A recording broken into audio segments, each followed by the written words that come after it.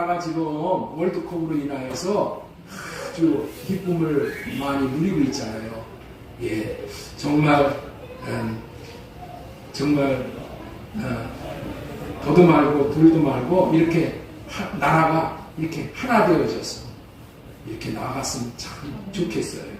황희찬 선수가 후반에 추가 시간 1분을 남겨놓고 골을 넣었잖아요. 손흥민 선수 도움으로. 두 가지 아까 주일학교 1부에도 말씀을 드렸는데 두 가지 우리가 배울 게 있다고 생각해요. 우리는 어떤 경우에도 포기하면 안 된다. 포기하면 안 된다. 추가 시간 1분이 있다. 그 1분에 역사가 바뀌는 거예요. 우리나라의 축구의 역사가 이렇게 바뀌잖아요. 우리의 역사도 하나님이 바꿔주시는데 하나님은 꼭 마지막에 역사를 하시더라고요.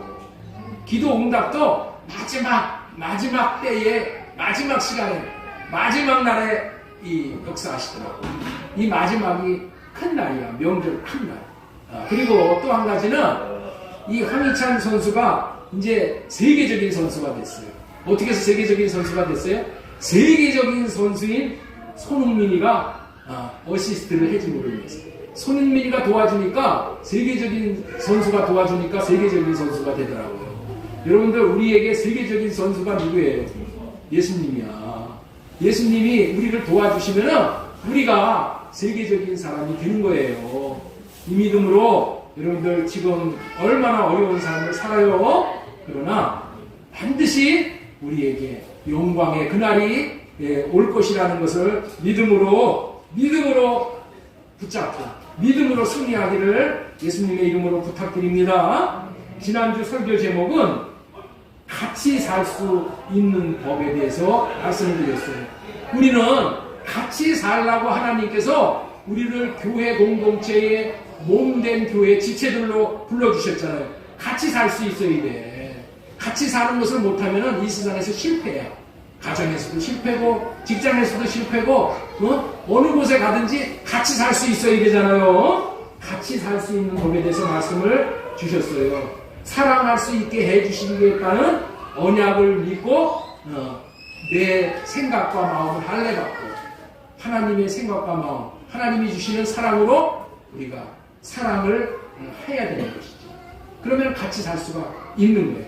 그러기 위해서는 사랑을 할 수 있게 해주시겠다는 언약을 믿어야 되는 거예요. 할례 언약을 믿어야 돼요. 새 언약을 믿으면 어떻게 돼요? 하나님께서 믿는 자에게 복을 주셔요. 할렐루야. 그 다음에 죄사함을 받은 것이 많다는 것을 깨달아 알 때에 사랑할 수 있게 되는 거예요. 내가 1만 달란트에 해당하는 그러한 사함을 받았어요. 사함을 받았어요. 이것을 알면은 하나님의 은혜가 만극해서 하나님을 사랑하지 않을 수가 없어. 그래서 우리는 어떻게 돼요? 내가 받은 이 죄사함의 은혜가 얼마나 크고 놀라운지를 깨닫게 해달라고 기도해야 돼. 그러면은 어떻게 돼요? 깨달아지게 되면은 사랑할 수밖에 없게 돼. 사랑함으로 인해서 하나님의 사랑을 받게 되는 거고, 마지막으로 성령으로 말미암아 하나님의 사랑을 우리가 부음받을 때에 우리는 사랑함으로 하나 되어질 수 있고 같이 살 수 있다라는 말씀을 전해드렸습니다. 오늘은 주님을 나타내는 사람이라는 제목으로 하나님의 말씀을 대언하겠습니다. 우리 한번 같이 따라서 한번 하겠습니다. 주님을 나타내는 사람. 제가 한 20년 전에 TV에서 바다 거북이가 출생하는 과정을 이 다큐멘터리를 봤어요. 동물의 세계에서. 어미 그 바다 거북이가 이제 배사장 있잖아요. 바닷물이 있으면 배사장 있잖아요. 모래사장. 그 한참 꼭대기 위에다가 구덩이를 파더라고요. 어미 거북이가. 구덩이를 크게 파가지고 그 구덩이에다가 자기 알을 낳더라고요. 알도 많이 낳더라고요. 거북이가 수북하게 알을 낳고 나서 모래를 덮어놔. 모래를 탁 덮어놔. 누가 아무도 거기 알이 있는지 모르게끔 덮어놔. 그리고 이제 한참의 시간이 지나고 나면은 이제 그 알이 부화를 하게 되는데 부화해서 새끼 거북이가 알을 뚫고 나와. 이 뚫고 나오면 어떻게 되냐면 본능적으로 새끼 거북이가 사육을 다해서 이 바닷물 속으로 들어가는 거야. 바다로. 그래야지 이제 이게 거북이에게는 구원이야. 그래서 사육을 다해서 바다를 향해서 기어가는 장면이, 적절하게 기어가는 장면이 그렇게 나오더라고요. 그렇게 바다를 향해서 기어가는 동안에 안타깝게도 새들이 와서 쪼아먹어버려요. 바다 개에게 잡혀 먹히는 그런 것을 봤어요. 그래서 거기에 잡혀 먹지 않으려고 생과 사를 넘는 그런 과정을 거치고 마침내 바닷속으로 들어가 살아남는 수는 불과 몇 마리에 안 되는 것을 보았어요. 설교를 준비하는데 이 장면이 떠올랐어요. 이 땅에 태어난 인간들이 한평생을 사는 길이 이 고해라고 그러잖아요. 고해. 예? 고해. 그 어려운 바다를 향해 가는 그런 인생이라고 얘기하잖아요. 그런 고난의 길이라고 했는데, 그래서 사람들이 그거를 견뎌나갈 수가 없으니까 죽겠다, 못 살겠다 하고 죽지 못해서 살아간다는 거예요. 그런 과정 속에서 사람들이 어떻게 돼요? 불평, 원망, 좌절, 낙심 이렇게 함으로 인해서 마귀에게 다 잡혀먹는 거예요. 그리고 천국에 꼴이 날 수 있는 사람이 불과 몇 사람이 안 된다는 거예요. 왜 그럴까요? 왜 그러냐는 거예요. 왜 그렇게 고난이 오고 왜 그렇게 우리가 고해의 바다를 항해하는 것 같은 그런 인생을 살아가냐는 거예요. 이 땅은 원래 마귀의 유배지이기 때문에 그러는 거예요.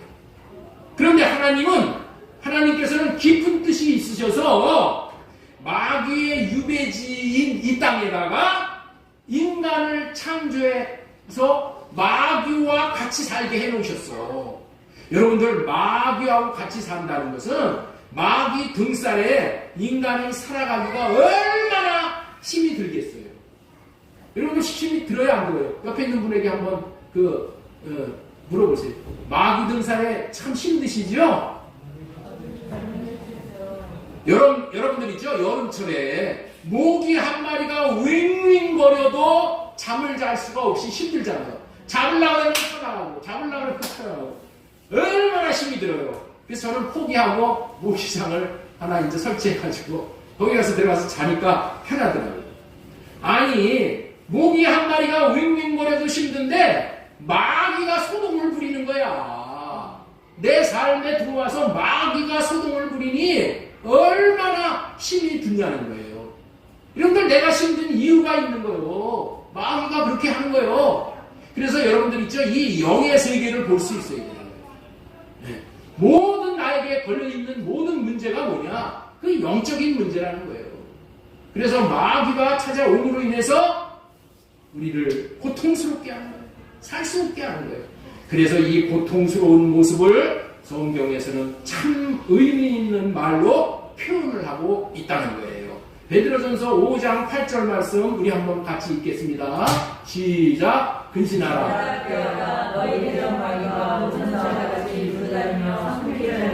마귀가 우는 사자같이 두루다닌다는 거야. 그리고 산길자를 찾는다는 거야. 이 말은 우는 사자의 먹이가 되지 않을 자가 없다는 거예요. 두루다니는 우는 사자에게 몸을 보존할 수 있는 자가 없다라는 것을 말하는 의미의 말씀이에요. 그렇기 때문에 이 땅에 와서 살았던 자들, 그리고 지금 이 땅에서 살고 있고 또 앞으로 와서 살아야 할 모든 인생들은 마귀에게 잡아 먹히지 않고 살아남는다는 것은 불가능하다는 거예요.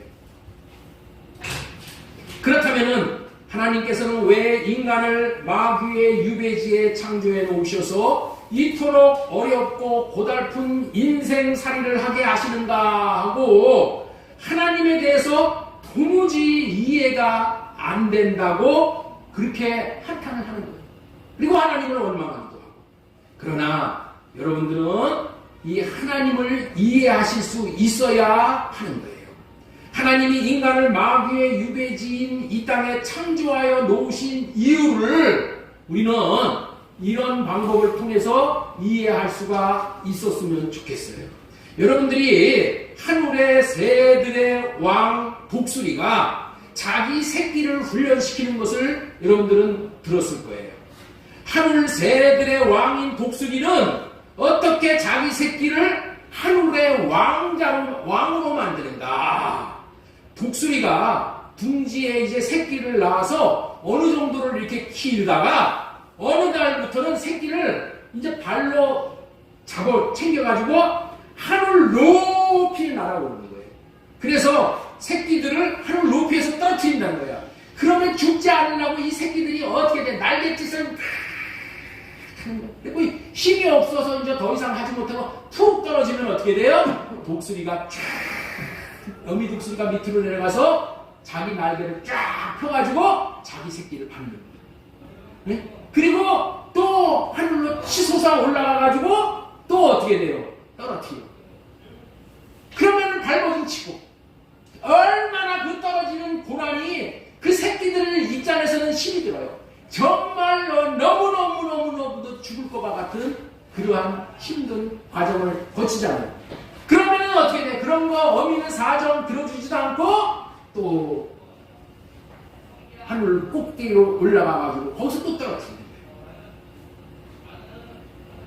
반복하여 수도 없이 반복하여 독수리 새끼를 훈련시켜 앞으로 다가올 어떤 싸움에도 승리하고 살아남아서 왕 중의 왕이 되도록 만들어내는 그런 훈련이다. 이처럼 미물인 독수리도 지혜롭게 자기 새끼들을 키우는데 하나님께서 하나님의 자녀들을 비실비실이처럼 되게 놔두시겠냐는 거예요. 아니에요. 하나님께서는 당신의 자녀들을 왕같은 제사장으로 삼으실 계획이 있으십니다. 하나님의 꿈이 있는 거예요. 아까 찬양한 것처럼 제사장으로 왕으로 세우시어 하나님의 나라의 일을 우리에게 위임시키시는 거예요. 하나님은. 그래서 위임시키셔가지고 우리가 이제 영물들의 세계에서 통치하시고 다스리시고 하여서 하나님이 어떤 분이신지를 나타낼 수 있는 자로 세우시려고 마귀들이 우글거리는 이 세상에다가 인간을 창조해 놓으셨다는 거예요. 마귀를 이기는 자로 세우심으로 마귀의 종이 되어 마귀를 나타내는 삶이 아니라 하나님을 나타내며 살게 하시려는 크고 오묘한 뜻이 있으신 것을 믿으시기 바랍니다. 원래 인간은 마귀와 싸운다면 백전백패할 수 없는 그런 존재야. 왜냐하면 보이는 육신의 몸을 입은 자가 보이지 않는 영적 존재, 보이지 않는 자와 보이는 자가 어떻게 싸움을 하면 누가 이겨요? 보이지 않는 자가 이기지. 보이지 않는 자가 와가지고 뭐 아구창을 하는데 이렇게 때리면은 그거 막을 길이 없잖아요. 그러니까 보이지 않는 이 세계에서 우리 이 보이는 세계와의 싸움을 벌이면은 우리는 백전백패 할 수밖에 없다는 거예요. 그래서 마귀를 이길 자가 없기 때문에 이 세상은 마귀에게 속해 있게 되는 거예요. 요한일서 5장 19절 말씀 빨리 읽도록 하겠습니다. 민지사님이 한번 읽어보시죠. 네, 민지사님이 큰 소리로.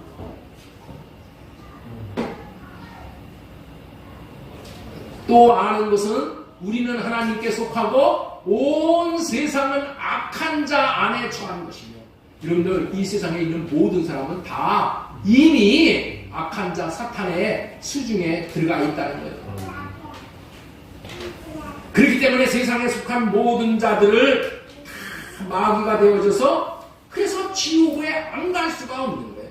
아무리 영웅호골이라고 하는 자들, 공자, 맹자, 석가, 마호멧이라고 하더라도 모두가 다 사탄, 마귀, 귀신을 이기지 못하고 죽음의 문제를 해결하지 못하고 다 지옥에 들어가서 지금 고생하고 있는 거예요. 육신을 입었다는 것이 그런 존재야. 육신을 입었다는 것이 그게 육신의 한계라는 거예요. 육신의 한계. 그러나 육신을 입고 오신 예수 그리스도만은 마귀에게 굴복하지 않으시고 마귀를 이기신 분이라는 거예요. 마귀를 이기신 분이 예수 그리스도야. 그래서 성경은 예수님이 오신 것을 특별한 오심으로 설명을 하고 계신 거예요. 요한일서 3장 8절을 보겠습니다. 죄를 짓는 자마다 마귀에게 속하나니 마귀는 처음부터 범죄함이니라. 하나님의 아들 예수 그리스도가 나타나신 것은 마귀의 일을 멸하러 하심이니라. 하나님께로부터 난 자마다 죄를 짓지 아니하나니 이는 하나님의 씨가 그 속에 거하며 그도 범죄하지 못하는 것은 하나님께로부터 났습니다. 하나님의로부터 난 자는 여러분들 죄를 짓지 않아. 네? 그러니까 마귀에게 질 수가 없는 거예요. 그렇다면 어떻게 육신의 몸을 입고 오신 예수님은 마귀에게 잡혀먹지 않을 수가 있으셨냐고요? 어떻게 있으셨다고요? 어떻게? 예수님은 하나님의 씨가 안에 있었기 때문에 하나님을 나타내는 삶을 사셨어요. 하나님을 나타내는 삶을 살아갈 수 있는 이 길 외에는 마귀를 이길 수 있는 사람이 이 땅에 없어요. 딱 한 가지 하나님을 나타내는 사람, 하나님의 이름을 나타내는 삶을 사셨기 때문에 예수님은 마귀를 이길 수 있어요. 여러분들 하나님이 나타나시면 마귀가 가만히 있을 수 있어요?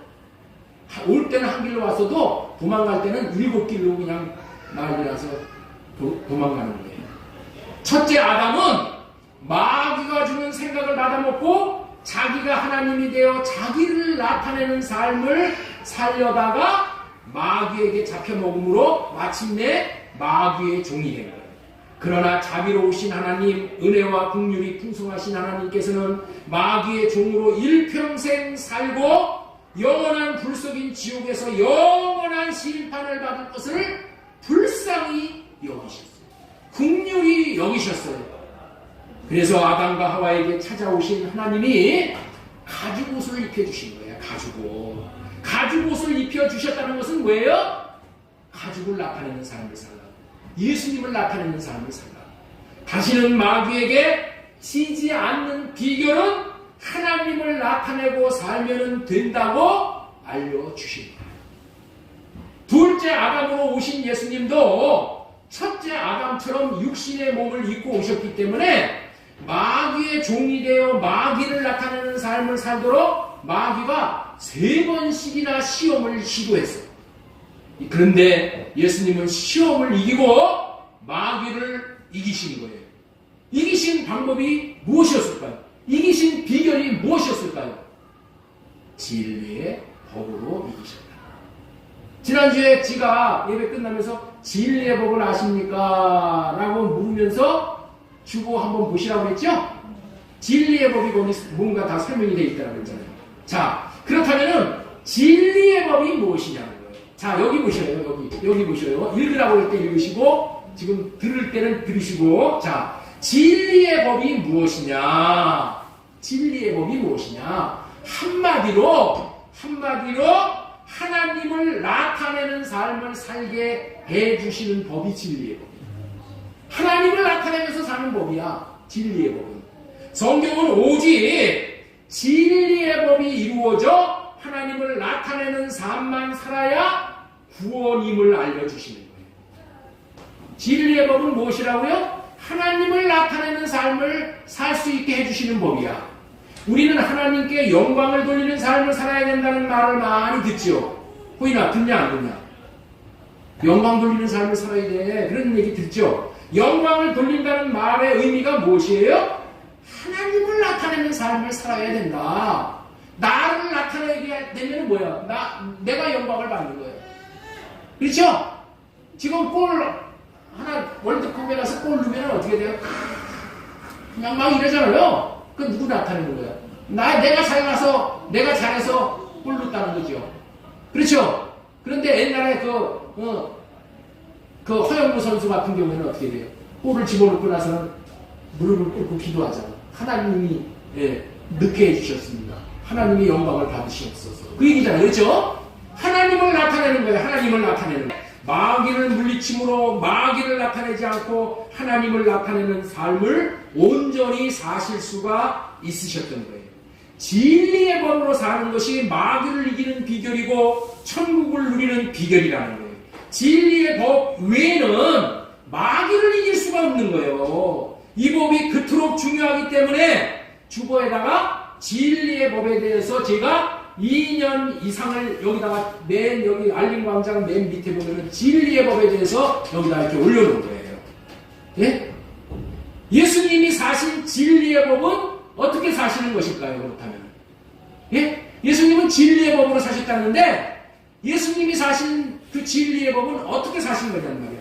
예수님은 예?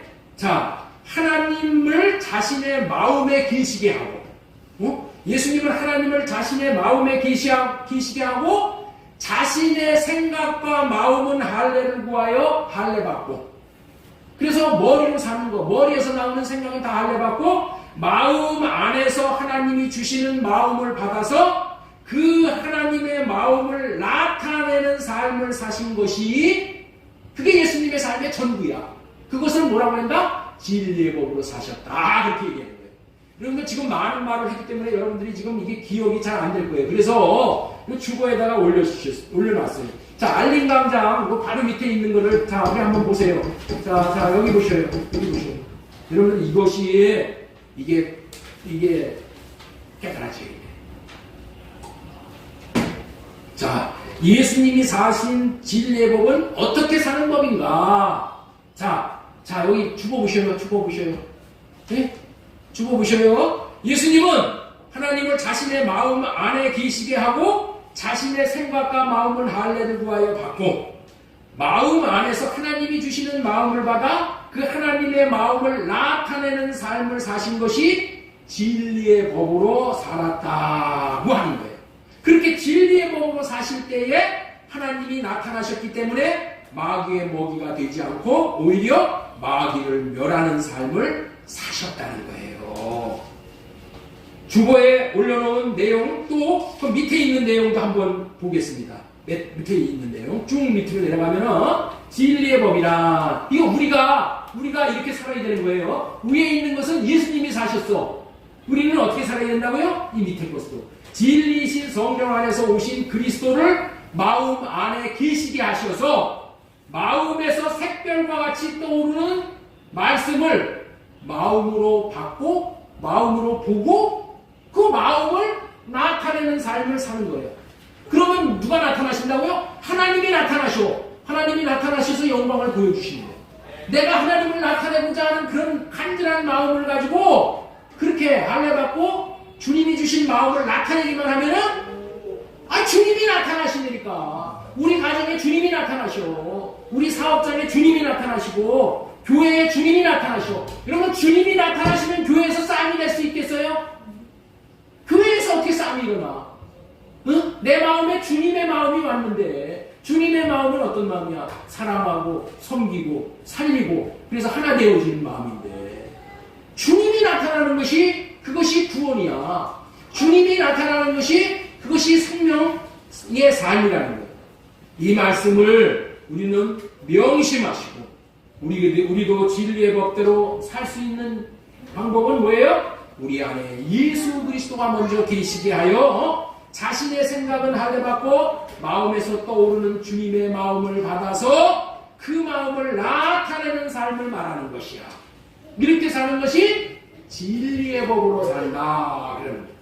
예수님은 마음 안에 하나님을 모시고 마음에서 주시는 하나님의 마음을 받아 그 마음을 나타내고 살았더니 하나님이 나타나 주심으로 마귀를 이기는 삶을 살 수가 있으셨고 천국을 매일 누리는 삶을 살 수가 있으셨고 모든 것에 풍성한 삶을 살게 되었다는 거예요. 그러나 공자, 맹자, 마음에 이런 자들은 어떻게 돼요? 하나님이 나타나셔서 하나님이 대신 살아주셨어요? 아니요. 지가 살았어. 지가 살으니까 마귀에게 잡혀먹는 거예요. 지가 살면 마귀에게 잡혀먹어. 그러나 하나님이 내 삶을 대신 살면은 뭐예요? 그 천국이야, 천국. 예수님은 이 세상에서 마귀를 이길 수 있고 하나님을 누릴 수 있는 유일한 방법인 진리의 법으로 사셨던 거예요. 그렇다면 우리는 어떻게 살아야 됩니까? 우리도 마귀와의 싸움인 영적 전쟁에서 승리자가 되려면은 예수님처럼 살아야 되는 거예요.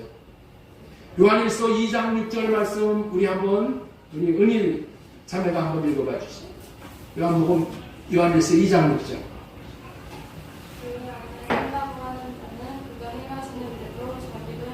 예, 감사합니다. 그 안에 산다고 하는 자는 그가 행하시는 대로 자기도 행하. 예수님이 행하신 대로 우리도 행할 줄 알아야 되는 거예요.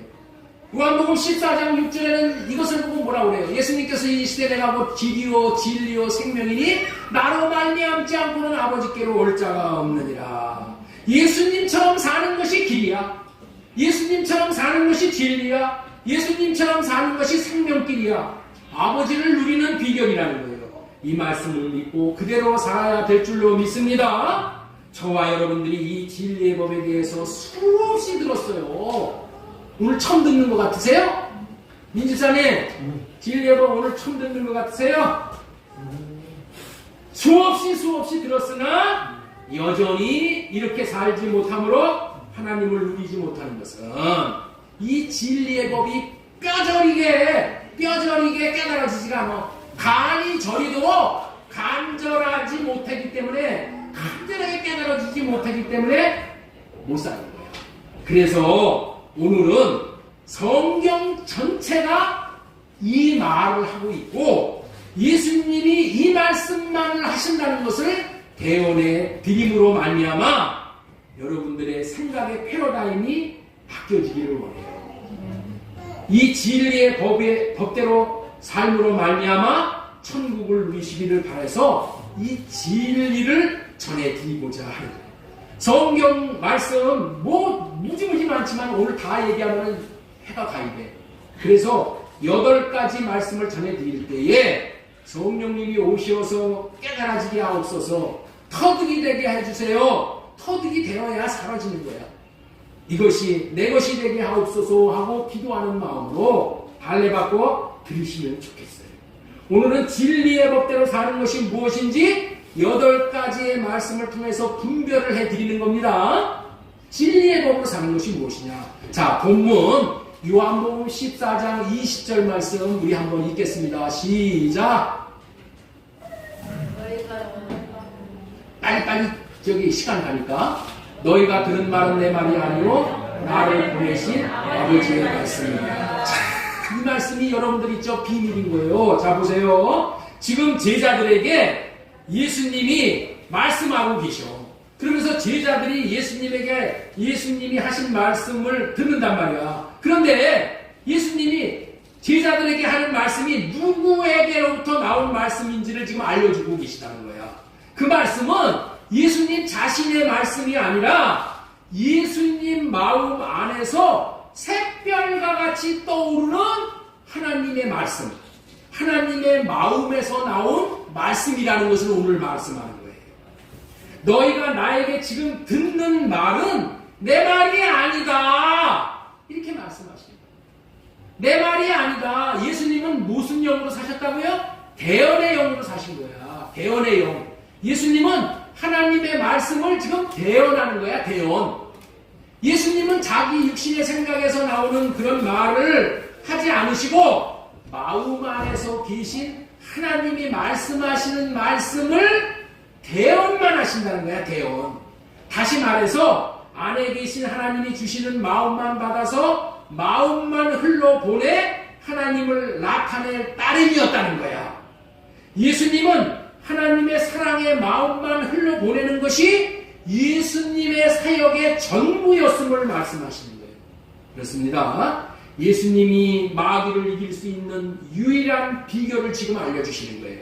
마귀를 이길 수 있는 비결은 진리의 법대로 사는 것으로 자신 안에 계신 하나님이 주시는 말씀, 즉 하나님의 마음만 흘러보내는 것이라는 거예요. 다시 말해서 하나님만 나타나게 하시면은 예수님이 하나님만 나타내시게 하시기 위해서 하나님이 주신 마음을 이렇게 흘러가게 했는데 정말 그 마음을 보시고 하나님이 나타나십니다. 그랬더니 어떻게 돼요? 마귀가 주행랑을 치어버리고 달아나는 거예요. 이 진리의 법대로 살면은 마귀가 떠나기 때문에 천국을 누릴 수 있게 되는 것이기에 천국으로 오신 예수님은 온통 이 진리의 법대로 사시고, 여러분 집에서 싸움이 일어나, 부부가 싸움이 일어나. 왜 싸움이 일어난다고요? 내 말을 하기 때문에 일어나는 거예요. 내 말은 할례 받고 주님이 내 안에 계시게 하셔서 주님의 그 음성에 귀를 기울여서 주님이 주시는 마음에 귀를 기울여서 그 마음을 받아서 마음만 남편에게, 마음만 아내에게 나타나면 어떻게 된다고요? 마음이 떠나간다니까. 왜 싸움을 해? 왜 싸움을 해요? 마귀가 그 남편 안에서 들어가서 그 싸움하게 하는 말을 주는 거야. 생각을 주어서 그 말을 하기 때문에, 마귀가 주는 말을 하기 때문에 싸움이 일어나. 그러나 마귀가 주는 생각에서 나오는 마귀 마음을 할례 받고 내 안에 주님을 모셔서 주님이 주시는 마음에 귀를 기울여서 주님의 마음을 받아서 주님의 마음을 나타내고 사는 것이, 이것이 뭐라고요? 천국을 누리는 길이야. 이렇게 사는 법이 뭐라고요? 이게 진리의 법으로 사는 거예요. 마태복음 12장 28절에는 이런 말씀이 있어요. 내가 하나님의 성령을 힘입어 귀신을 쫓아내는 것이면 하나님의 나라가 이미 너에게 임한다. 성령으로 말미암아 할례 받고 귀신을 쫓아버리면 하나님의 나라가 즉시 임한다는 거예요. 이와 같은 원리로 우리도 마음 안에 계신 주님의 마음을 받아 마음을 나타내기만 하면은 마귀를 물리치고 마귀를 이기는 삶을 살게 되어지고 더불어 천국을 누릴 수 있게 되어지는 거예요. 이와 같은 복을 주시기 위해서 예수님이 복음으로 우리 안에 오시는 거예요. 이와 같은 방법을 통해서 주님이 나타나시는 것을 보고 사는 인생보다 복된 인생은 없는 거예요. 그뿐만 아니라 이와 같은 방식으로 마귀를 쫓아내고 주님의 나타내심을 보고 사는 것이 너무나도 중요하기 때문에 여러분들은 반드시 이 방식으로만 살아라 하시면서 너희들은 반드시 이 방법대로만 살아야 한다는 의미로 주님께서 이렇게 사는 것을 계명으로 주셨다는 거예요. 예? 이 방식대로 살아야지만 너희들이 살 수 있다라고 이거를 뭘로 주셨다고요? 계명으로 주신 거야. 계명. 계명은 뭐예요? 반드시 지켜야 되는 거예요. 그것이 두 번째 전해드리고 싶은 말씀이에요. 요한일서 3장 23절 보겠습니다. 자, 요한일서 3장 23절 읽겠습니다. 시작.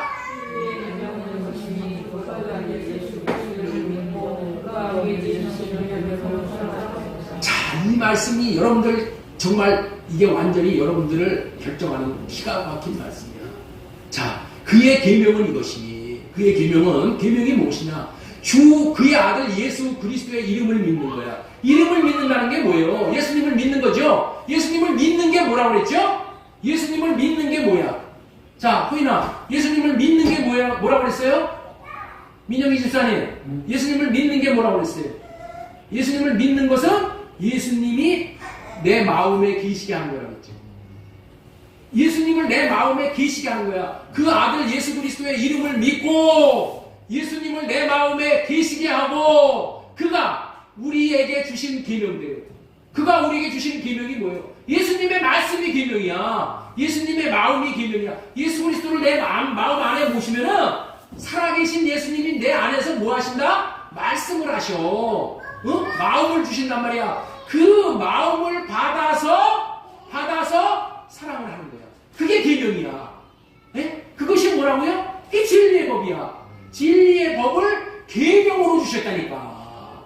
계명으로 주신 이거, 네? 계명, 예수님의 계명이 무엇인지를 알아야지 계명을 지키고 말든지 할 거 아니에요. 계명이 뭔지를 지금 몰라. 예수 그리스도가 안에 계시게 하여 안에 계신 예수님이 주시는 마음을 받아 그 마음을 나타내면서 사는 것이 계명이야. 계명. 이게 계명이야. 계명이 무엇인지를 분별해야 되는 거예요. 그래야 계명을 지킬 수 있는 거예요. 계명이 무엇인지를 모르는데 계명을 지킬 수가 없어. 계명은 안에 계신 분이 주시는 말씀, 마음, 그 이름이 계명이야. 지금은 여러분들이 있죠? 계명이 바뀌었어. 자, 요한복음 세 번째 14장 21절 말씀도 봐보세요. 자, 보세요. 그의 계명은 이것이니, 아까는 그의 계명에 대해서 말씀을 드렸죠. 자, 요한일서 3장 23절에는 그의 계명은 이것이니 곧 그 아들 예수 그리스도의 이름을 믿고 그가 우리에게 주신 계명대로 서로 살짝할지니라 이렇게 말씀하셨어요. 그런데 요한복음 14장 21절에는 뭐라고 그랬냐? 나의 계명을 지키는 자라야 이렇게 말씀하셔요. 예수님의 계명을 지키는 자라야 나를 사랑하는 자니, 나를 사랑하는 자는 내 아버지께 사랑을 받을 것이요 나도 그를 사랑하여 그에게 나를 나타내리라. 예? 계명을 지키는 자에게 하나님이 나타나 주신다. 계명을 지켜야지 하나님이 나타나셔서 마귀가 도망간다니까. 그 계명이 뭐라고요?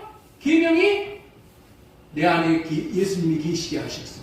내 안에 계신 예수님이 성경 안에 있는 말씀을 레마의 말씀으로 말씀을 하십니다. 예? 예수님은 성경을 초월하지 않아. 이 성경 안에 있는 말씀은 여러분들 너무나도 많은 말씀이야. 그런데 나의 상황에 맞게끔 예수님이 뭐예요? 지금 나에게 필요한 말씀을 내게 주신다니까. 그게 레마의 말씀이에요. 그 마음을 받아서 그 마음을 살아드리는 거야. 그것이 계명이니까. 그것이 그의 계명은 이것이니 나의 계명을 지키는 자라니 나의 계명을 지켜서 예수님이 주시는 마음을 받아서 그 마음을 나타내. 예수님이 주시는 마음은 뭐예요? 사랑의 마음이에요. 사랑의 마음만 나타내면 어떻게 된다고요? 예수님이 또 나타내 주신대. 예수님이 나타내 주시고 나의 계명을 지키는 자에게 주님이 나타내 주실 것이라는 그런 말이에요. 이제는 시대가 바뀌었습니다, 여러분들. 이거를 알아야 돼. 옛날에는 정확하게 모세 시대, 구약 시대, 율법 시대에는 돌에다가 새겨놓고 책에다가 글로 써놓은 것을 자신이 노력함으로 지키려고 했어. 하나님의 계명을 내가 지키려고 했단 말이야. 내가 내 노력으로 그런 방식으로는 하나님의 계명을 지킬 수가 없어. 나는 하나님의 계명을 지킬 수가 없다니까. 못 지키면 손 빨리 들어야 돼. 나는 못 지켜. 예수님도 못 지키셨어. 그래서 예수님은 어떻게 돼요? 하나님이 주시는 마음을 받아서 지켰다니까. 예수님도 십자가를 못 지셨어. 그런데 기도했더니 하나님께서 마음을 주셔서 그 마음으로 십자가를 지실 수 있었던 거니까. 육신의 몸이 그런 한계가 있는 존재니까. 우리 육신은 죽음이 두려워서 하나님의 말씀을 못 지킨다니까. 베드로도 못 지켰잖아. 예? 수제자. 예, 그런 방식으로는 하나님의 계명을 지킬 수가 없기에 패해버리셨다니까. 그리고 계명을 다시 주시는 거예요. 계명은 말씀 안에서 말씀하시는 하나님의 음성, 마음이 계명이라는 거야. 이 계명은 우리 마음 안에 계신 주님이 주신 마음을 받아 마음을 나타내면서 살라는 거야. 이 계명을 듣고 살아야 순종을 할 수 있게 되어지는 거야. 왜냐하면 순종할 수 있는 마음까지 주심으로 순종이 되어지는 거예요. 예수님이 십자가를 지실 수 있는 마음까지 하나님이 주셨어. 그래서 십자가를 지시는 거예요.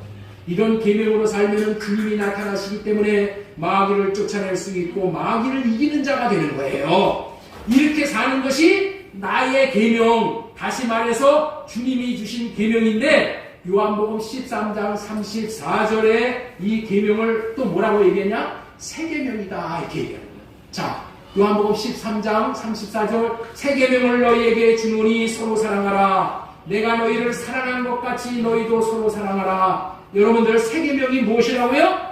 내가 너희를 사랑한 것 같이 너희도 사랑하라는 거야. 예수님은 어떻게 사랑을 하셨어요?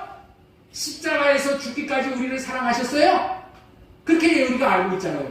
전혀 그런 의미가 없는 것은 아니야. 그러나 여기서의 말씀의 의미는 그런 말씀이 아니야. 그런 말씀이 아니고 이런 의미의 말씀인 거야. 예수님은 하나님을 마음 안에 모시고 마음 안에 모신 하나님이 주시는 마음을 받아 그 마음으로 사랑을 하였더니 사랑이 되어지는 거예요.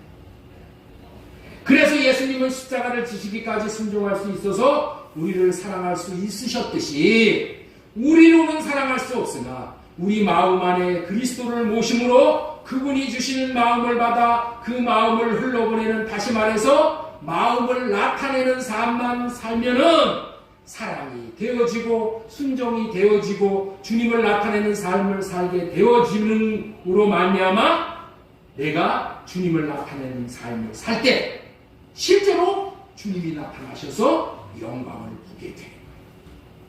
너희도 그렇게 살아라 하고 새 계명으로 주신다.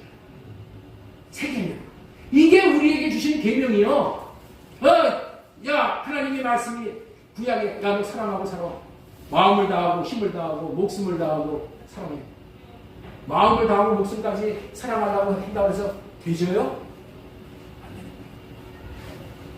하나님의 말씀을 우리 육신의 생명으로 지키시고, 그래서 어떻게 지켜요?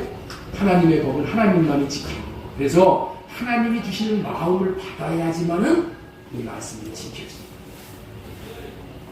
이게 순종이 되어집니다. 율법 조항을 보고 내가 지키려고 하는 것은 첫째 것이다. 그렇게 해서는 절대로 사랑의 계명을 순종할 수가 없어요. 그래서 주님을 나타낼 수도 없고 주님이 나타나 주시지도 않게 되어지는 거예요. 주님이 나타내 주시지 않으면 만사가 허사가 되는 거예요. 그래서 주님이 무용지물인 첫째 것은 폐해버리시기 위해서 오신 거예요. 자, 히브리서 10장 9절 말씀 보겠습니다. 자, 읽겠습니다. 시작.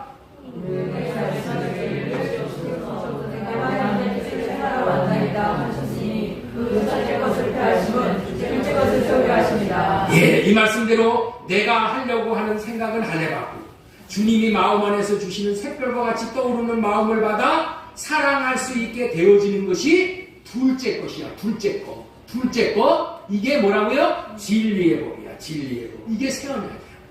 예수님은 둘째 것인 하나님의 뜻, 아버지의 계명으로 아버지의 마음을 받아서 마음을 나타내는 삶만 살았더니 하나님이 나타나시고 영광을 나타내시니 마귀를 쫓아내고 마귀를 이기는 삶을 살게 되실 거예요. 그런데 이것이 우리의 가정에 그대로 적용이 되어야 되는 거예요. 네? 그러면 천국을 누려. 그렇게 살 수 있는 마귀를 이기고 살아갈 수 있는 유일한 방법을 계명으로 주신 거니까. 계명으로. 세상이 주는 계명은 우리를 묻고 또 묻고 죄를 지을 수밖에 없게 하지만은 둘째 것인 새 계명은 우리가 지킬 수 있는 계명으로 주셨어. 주님을 나타낼 수 있고 또한 주님이 나타나심으로 자유를 누리고 안식을 주고 평강을 주고 풍성함을 주고 주님께 영광을 돌리게 되도록 합니다. 이거 얼마나 좋은 법이냐. 얼마나 좋은 계명이야. 너무너무 좋은 법이고 계명인 거예요. 나는 이 진리의 법을 몰랐을 때 내가 하나님 앞에 영광을 돌릴 수 있는 줄 알고 내가 뭐 영광을 돌리려고 내가 뭐 봉사도 하고 내가 헌신도 하고 내가 했다. 그런데 내 마음은 공허해. 내 육신의 생각과 마음으로는 선을 행할 수가 없어. 하나님의 의를 이룰 수가 없어서 하나님께 영광을 돌리지 못하고 자기 의만. 여러분들 있죠? 하나님의 계명을 내가 순종해갖고 내가 사랑한다고 내가 지켜봐봐. 내 힘으로 지키면 나중에 무슨 일이 벌어지냐면 내 의를 내세요. 내가 누구를 도와줬어. 내가 누구를 도와줬단 말이야. 내가 1,000만 원을 내가 도와줬는데 그 녀석이 결정적인 때가 가지고 나를 외면해버려. 네? 나를 외면해버려. 그러면 뭐라 그래? 내가 뭐라 그래? 저 녀석 저거 은혜를 모르는 자식. 네? 저거 그 배은망덕한 자식. 이러는 거예요. 그렇죠? 그런 죄를 내가 범한 다니까. 그를 판단하는 죄를 범한단 말이에요. 우리나라 내가 어렸을 때 그런 얘기를 많이 들었어요. 검은 머리 짐승은 도와주지 말아라. 사람은 도와주지 말라는 거야. 원수 갚는다는 거야. 원수 갚는 거야. 그렇게 여기는 거야. 왜 그래? 지가 도와줬으니까. 지가 자기 의로 자기가 도와줬으니까 어떻게 돼요? 돌아오는 게 없는 거예요. 그리고 마음에 상처가 남는 거예요. 내가 너를 어떻게 키웠는데 네가 나한테 그럴 수 있어? 예? 이게 자기로 하는 거예요. 자기로 할 수도 없지만 한다 하더라도 나중에는 뭐가 자기 의만 나타나는 거야. 내가 이렇게 했는데 저 녀석이 내가 이렇게 교회 와서도 내가 이렇게 헌금을 하고 내가 이렇게 봉사를 하고 내가 이렇게 했는데 내가 장로에 투표해서 내가 떨어졌어? 에이들 있는 놈 교회 안 나가. 이 떠나가. 왜? 씨가 했다고 하는 거야. 그래서 자기로 사는 것은 철저하게 나에게 유익이 없어. 그런데 주님이 하시면은 뭐예요? 내가 잘한 거리가 뭐가 있어? 주님이 나에게 도울 수 있도록 돈을 주시고, 주님이 나에게 도울 수 있도록 사랑의 마음을 주시고, 아니, 주님이 주신 것을 그냥 흘러보낼 수 뿐이야. 공짜로 주신 것을 그냥 공짜로 주는 거야. 그러면 어떻게 돼? 내가 그렇게 통로로 쓰임받는 것만도 감사한 거야. 그렇잖아요. 내가 통로로 쓰임받니 얼마나 감사해.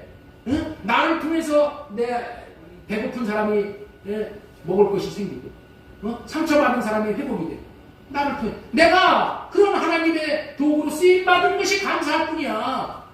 그런데 내가 하면 어떻게 돼? 내가 했는데 네가 나를 몰라줘? 다 지금 조건부로 하는 거야. 조건부.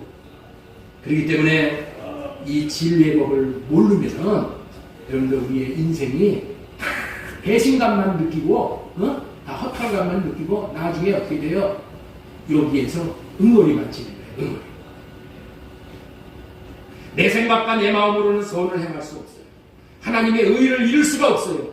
하나님에게 영광을 돌리지 못하고 결국에는 자기 의만 드러내는 거예요. 자기 자신만 나타나고자 한다. 나 자신을 나타내는 삶을 사는 것은 마귀를 불러들이는 것이고 지옥을 불러들이는 것이고 하나님의 의를 나타내면 하나님의 나타나심을 보게 되고 영광을 보게 되고 날마다 구원을 경험하게 됩니다.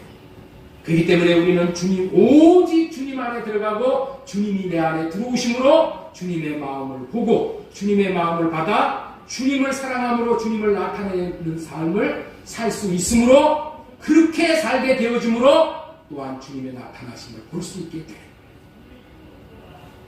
우리는 오직 주님 안에 들어가서 들어가면 주님이 내 안에 들어오셔요. 그래서 주님을 온 마음 다해서 사랑을 하면 주님이 마음을 주신다니까. 그 마음을 나타내는 삶을 살게 될 때 주님이 또 주님이 마음을 주시고 주님이 더욱더 풍성하게 마음을 주셔서 계속해서 흘러보낼 수 있게 됩니다. 여러분들 샘물이 온달샘이 퍼낼수록 더 물이 신선한 물이 공급이 되는 거하고 똑같은 원리예요. 그래서 요한복음 14장 20절에 그날에는 내가 아버지 안에 너희가 내 안에 내가 너희 안에 있는 것을 너희가 알라. 나의 계명을 지키는 자라. 나를 사랑하는 자니 나를 사랑하는 자는 내 아버지께 사랑을 받을 것이요 나도 그를 사랑하여 그에게 나를 알라. 주님이 주시는 계명으로 살아야 되는 거예요. 첫째 건 모세율법 이거를 내가 지키려고 해서 하면은 여러분들 죽어나는 거예요. 지킬 수도 없어요. 지킬 수가 없어요. 모든 것이 주님 안에 들어가 주님 안에 거하게 함으로 시작되는 복이라는 거예요. 자, 이 다섯 번째 한번 보겠습니다. 다섯 번째. 요한복음 14장 24절. 예. 나를 사랑하지 아니하는 자는 내 말을 지키지 아니하나니 너희가 들은 말은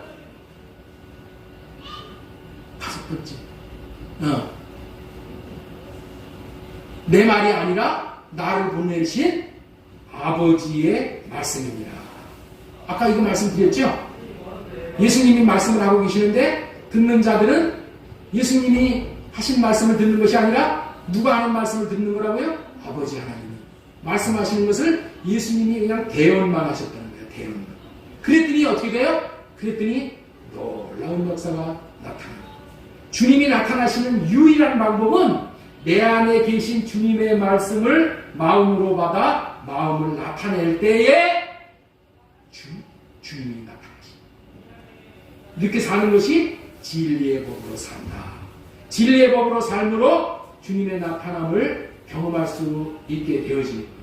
이렇게 해서 나에게 주님이 나타나시면 얼마나 좋겠냐는 거예요. 네? 여러분들 옆에 있는 분에게 한번 축복하세요. 주님이 나타나면 얼마나 좋겠습니까? 우리 가정에 주님이 나타나시면 얼마나 좋겠어요. 예? 얼마나 좋겠어요.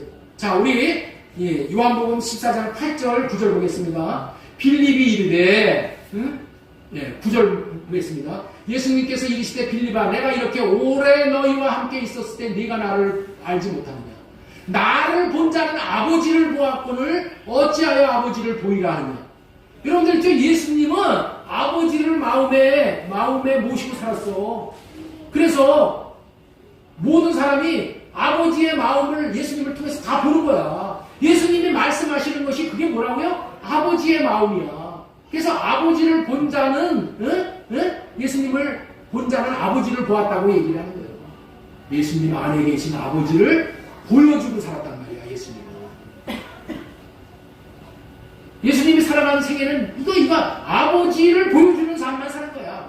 아버지의 사랑이 어떠한지, 아버지의 인내하심이 어떤지, 아버지의 오래 참으심이 어떠한 것이야. 그것만 보게. 그것만. 자, 7번째 말씀도 똑같이 그런 말씀을 하는 거예요. 요한복음 14장 10절 하반절. 자, 보겠습니다. 요한복음 14장 10절 하반절. 내가 너희에게 이른 말은 스스로 하는 것이 아니라 아버지께서 내 안에 계셔서 그의 일을 하시는 것입니다. 이게 진리의 법이에요, 사실. 네? 내가 너희에게 이른 말은 나 스스로 하는 게 아니라는 거예요. 아버지께서 내 안에 계셔서 아버지가 하시는 말씀을 그거를 대언하면서 그게 아버지의 일이야. 아버지의 일은 뭐예요? 아버지가 하는 말씀을 우리가 그거를 대언해 드리는 거예요. 예수님은 모두가 다 예수님 안에 계신 하나님이 주신 마음으로 하셨더니 모두가 다 성공적이었어요. 이렇게 아버지의 마음을 나타내는 진리의 법으로 살면은 모든 것에 성공을 하게 되는 거예요. 부부 문제도 성공하고 고부간의 문제도 성공하고 자녀들과의 문제, 사람들 간의 문제, 또 물질과의 문제도 다 성공을 하는 거예요. 우리 마음 안에 계신 주님이 주신 마음으로만 살면 복된 결과만이 나오게 된다는 것을 믿어야 할 줄로 믿습니다. 자, 요한복음 13장 34절 또 보겠습니다. 봅시다. 새 계명을 너희에게 주노니 서로 사랑하라. 내가 너희를 사랑한 것 같이 너희도 서로 사랑하라. 너희가 서로 사랑하면 이로써 모든 사람이 너희가 내 제자인 줄 알라. 서로 사랑하면은 아버지가 주신 마음으로 이 서로 사랑을 하면은 세상 사람들이 뭔 줄 안다고요? 제자인 줄 안대. 그러면 제자가 무엇일까요? 제자가 무엇일까? 제자는 주님을 나타내고 주님이 나타나시어서 영광을 보여주는 것을 보고 사는 자들이 제자. 제자는 주님의 나타나심을 보고 사는 사람들이 제자예요.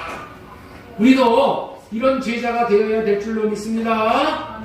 내 삶에 하나님이 나타나면 얼마나 좋을까요? 기도할 때에 하나님이 나타나 주셔요. 길을 갈 때에 하나님이 나타나 주셔. 길을 갈 때에 하나님이 나타나 주셔서 나를 보호해 주셔. 공부할 때도 하나님이 나타나 주셔서 이 공부하는 것들이 깨달아지고 기억이 나게 해주시고, 밥을 먹을 때도 하나님이 나타나 주시니까 밥맛이 좋아. 소화가 잘 돼. 하나님이 매사에 나타나 주시면 얼마나 좋겠어요. 차를 몰고 가다가 자동차 충돌이 4중 충돌, 5중 충돌이 됐어. 그런데 하나님이 나타나셔서 차는 4방이 다 망들어졌는데도 운전자는 하나도 깨끗해. 안 다치고. 어떻게 해서 그렇게 돼요? 하나님이 나타나주시죠. 저도 이런 사고를 당했어요. 그런데 죽지 않고 이렇게 멀쩡해. 하나님이 나타나셔서 그렇게 보호해 주셨다는 것을 여러분들 사람들이 간증을 많이 해요. 먹을 것이 없어서 내일 아이들을 먹을 쌀이 없어서 굶는구나 했는데, 이 목사님 얘기, 어떤 목사님, 누가 새벽 기도를 하려고 이렇게 문을 이제 열어놓고 보는데 하나님이 나타나셨어요. 하나님이 나타나셔서 쌀 한 가마를 넣고 하셨어요. 제가 발바닥에 화상을 입어서 지금 고생을 하고 있는데 하나님이 나타나 주셔서 지금 살이 지금 나오게 해요. 의사는 뽀매는 것 뿐이야. 그런데 산이 나와갖고 붙게 하는 건 누가 하는 거예요? 하나님이 하시는 거예요. 하나님이 나타나셔서 하는 거예요. 내 사는 인생 동안에 하나님이 나타나시면 얼마나 좋겠습니까? 우리의 인생 여정에도 세계명으로 하나님을 사랑함으로 하나님이 나타나 주시기를 바랍니다. 여러분들 기도하세요. 저와 여러분들의 인생 장폭에 육신의 장막을 벗게 될 때에 마귀가 나타나면 안 됩니다. 대신에 아무 공로 없으나 주님이 나타나시면 얼마나 좋겠어요. 오늘 말씀을 맺고자 합니다. 온 마음을 다해서 주님의 마음을 나타내는 삶을 살아야 돼요. 자, 그러면은 주님을 나타내는 삶을 온 마음을 다해서 살기 위해서 딱 세 가지만 제목만 말씀드리고 마치도록 하겠습니다. 첫 번째, 온 마음을 다해서 주님의 나타나심을 구하며 살려면 지혜롭게 사는 방법이 뭐냐? 첫 번째, 예수 그리스도가 마음에 항시 계시기. 이게 첫 단추를 잘 끼는 거야. 첫 단추를 잘 끼는 거야. 첫 단추는 어떻게 돼요? 예수님이 내 마음에 계셔야 돼. 예? 예수님이 믿음으로 말미암아 내 안에 계셔야지 어떻게 돼요? 주님의 마음을 받을 수가 있어요. 그래서 고린도후서 13장 5절에 이렇게 말씀합니다. 너희는 믿음 안에 있는가 너희 자신을 시험하고 너희 자신을 확증하라. 예수 그리스도께서 너희 안에 계신 줄을 너희가 스스로 알지 못하느냐. 스스로 알아야 돼. 자, 그 다음에 두 번째는 하나님이 일하게 하셔야 돼. 내가 일하는 것이 아니라 하나님이 일하게 하셔야 돼. 이것에 온 마음을 드려야 돼. 자, 14장 10절 보겠습니다. 내가 아버지 안에 거하고 아버지는 내 안에 계신 것을 네가 믿지 아니하느냐? 내가 너희에게 이르는 말은 스스로 하는 말이 아니라 아버지께서 내 안에 계셔서 그의 일을 하는 것이니라. 그의 일을 하는 거야. 여러분들 있죠? 내가 하나님의 마음을 받아서 하나님의 마음을 나타내는 것이 하나님의 일이야. 우리의 일도 되고. 네? 하나님이 그렇기 때문에 일하게 하셔야 됩니다. 근데 하나님이 일하게 하시는 것의 방해가 뭐야? 내 육신의 생각이야. 내 육신의 생각 내려놓고 하나님이 일하게 하셔야 돼요. 자, 그 다음에 세 번째, 모든 말에나 일에나 주님의 마음으로 할 수 있는 이 훈련을 받아야 돼요. 자, 골로새서 3장 17절. 또 무엇을 하든지 말에나 일에나 다 주 예수님의 이름으로 하고 그를 힘입어 하나님 아버지께 감사합니다. 말을 할 때도 일을 할 때도 주님의 이름으로 한다는 거야. 주님의 마음을 구해서 주님의 마음을 나타내는 그런 일을 하는 거야. 예? 그러면 하나님이 도와주시고 그리고 어떻게 돼요? 감사할 일이 많아지게 해주시고. 할렐루야. 이 세 가지 명심하고